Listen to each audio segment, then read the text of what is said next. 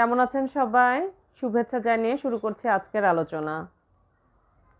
আজকের আলোচনা তাদের জন্য যারা নিজের চরকায় তেল না দিয়ে অন্যের চরকায় তেল দেওয়া নিয়ে ভীষণ ব্যতিব্যস্ত থাকেন। তো আপনি কি থাকেন? প্রশ্ন করুন নিজেকে যে আপনি অন্যকে নিয়ে ব্যস্ত কিনা।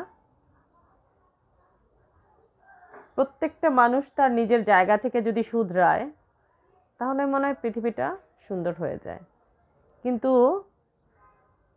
এত হিংসুটে মনোভাব আমাদের যে সেই জায়গায় থেকে সুন্দর চিন্তা ভাবনা গ্রো করা অসম্ভব আমার দ্বারা যদি অসম্ভব হয়, সেই অসম্ভবকে ইচ্ছে করলে আমি সম্ভব করতে পারি। সদিচ্ছা থাকা প্রয়োজন। আমি সবসময় অন্যকে নিয়ে ব্যস্ত থাকি, সব সময়। আমার আর ব্যক্তিগত কোনো কাজকর্ম নেই। কি কাজকর্ম করব? অন্যকে নিয়ে ব্যস্ত থাকলেই তো আমার স্বর্গ বেহেশত লাভ হয়ে যাচ্ছে, তাই না? দিনের বেলায় দেখবেন এত বেশি ঈশ্বরের নাম নিচ্ছে, এত বেশি ঈশ্বরের নাম নিয়ে তারা চলাফেরা করছে এবং মার্জিত ভদ্রলোকের ভাব নিয়ে ঘোরাফেরা করছে লেবাসধারী হয়ে। ওপরে লেবাসধারী, ভেতরে সর্বনাশের সমস্ত অস্ত্র তাদের রেডি। আপনাকে কি করে বাঁশ দেবে, আপনাকে কি করে খাটো করবে, ছোট করবে, ডুবিয়ে দেবে, এই সব ধান্দাবাজরা অলওয়েজ ব্যস্ত আছে পরের চরকা নিয়ে। পরের চরকায় কি করে তেল দিতে হয় সেগুলো নিয়ে তারা ব্যতিব্যস্ত। অন্যের জীবনের প্রবলেমগুলো তারা জানতেও চেষ্টা করবে না, বুঝতেও চেষ্টা করবে না, খুঁজবেও না। বাট বাঁশ কিন্তু অলওয়েজ রেডি। সাবধান হওয়া ব্রেক এইসব থার্ড ক্লাস চরিত্রের লোকজন থেকে, যারা আপনার জীবনের সমাধান দেবে না, যারা আপনার জীবনটাকে নিয়ে একবার চিন্তাও করবে না, আপনার সুখ দুঃখ নিয়ে কাছে এসে একবার জিজ্ঞেস করবে না যে আপনার কী হয়েছে বা কেন আপনি এরকম করছেন। দূর থেকে দেখবেন বাঁশ দেওয়ার জন্য রেডি, চার আনার হেল্পও করতে আসবে না। এই হচ্ছে আমাদের থার্ড ক্লাস সমাজ ব্যবস্থা। থার্ড ক্লাস সমাজ ব্যবস্থায় থেকে থেকে কিছু মানুষ ওই থার্ড ক্লাসদের পক্ষ নিয়েই কথা বলে, সারাক্ষণ কথা বলে। আমি যদি কি পাপ করি না করি এটা তো আমি ভুগবো, তাই না? আপনারা তো মাথা ব্যথা কেন? কিসের মাথা ব্যথা আপনার? আপনার 500 বিঘা জমি বিক্রি করে আমার জীবনের ভরণ পোষণ নেবেন, করবেন, সমস্ত দায় দায়িত্ব নেবেন? তাহলে দ্রুত চলে আসুন, চলে আসুন দ্রুত, এসে আমাকে উদ্ধার করুন। তো এরকম উদ্ধার করার মতো অনেক মানুষের জীবনে অনেক রকমের বৈচিত্র্যময় দুঃখ আছে।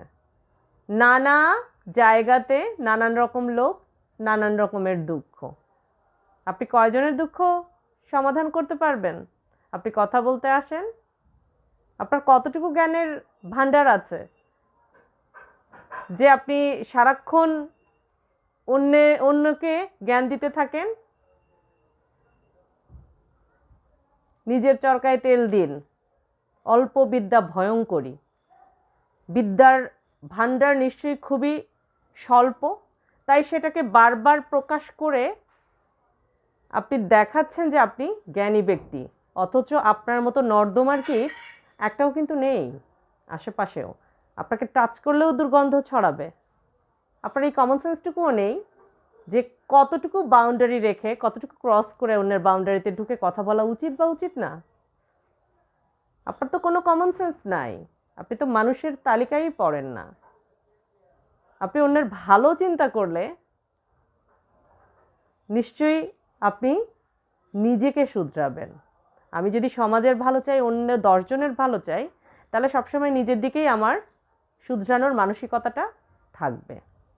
কে কি করলো, কে কি না করলো, দেশে কোথায় কি হচ্ছে, কোথায় বর্বরতা হচ্ছে, কি হচ্ছে, যেটাকে বর্বর না সেটাকে বর্বর বলে দিচ্ছে, যেটাকে স্বাভাবিক। প্রকৃতিতে অনেক অদ্ভুত রকমের ঘটনাই ঘটছে সমাজে। এটার পেছনের কারণ অনেক আছে এবং ঘটনার পেছনেও অনেক ঘটনা থাকে, যেগুলো জানলে বুঝলে সঠিক প্রপার বিশ্লেষণ করলে এত ফটর ফটর মুখে কথা বলা যায় না, উচিত না। সামনে একটা ঘটনা দেখে ফেললাম আমরা যে এটা ঘটেছে, আর আমরা সেই আঙ্গিকেই কথা বলা শুরু করে দিলাম। এই ঘটনার পেছনে কি ঘটেছে, তার পেছনে কি আছে, এগুলো আমরা জানতেও চেষ্টা করি না। এত বুদ্ধিজীবী আমরা। কেন সরকার পুরস্কারে ভূষিত করে না আপনাদেরকে? কেন করছে না? অ্যাপ্লিকেশন করেন আপনারা। আপনাদের এত বুদ্ধি, এত মানবতা, আপনাদের এত মানবতা, যে দেশে মৌলিক চাহিদা পূরণ হয় না লো লেভেলের লোকের, সেইগুলো নিয়ে আপনারা কথা বলেন না। সেগুলো নিয়ে আপনাদের কোনো মাথা ব্যথা নাই। কে কার সাথে ভেগে গেল, কার সাথে কে বিয়ে করলো, কি করলো না করলো, এসব নিয়ে আপনারা ব্যস্ত।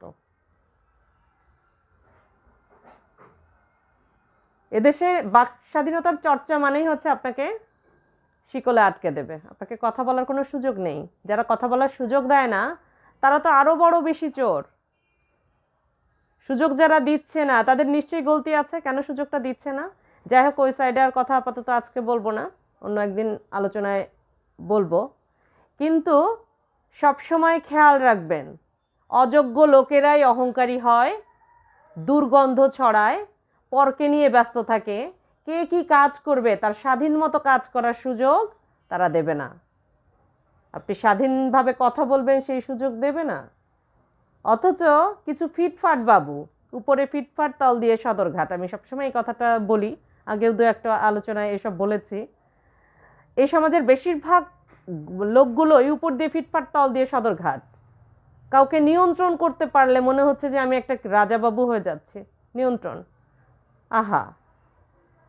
তোমার যদি প্রপার তোমার ব্যক্তিত্ব ঠিক থাকে, তোমার মনুষ্যত্ব থাকে, তোমার যদি কোনো গলতি না থাকে, বাবা তোমার এত ভয় কেন? কিসের তোমার এত ভয়? কেন ভয় পাচ্ছ?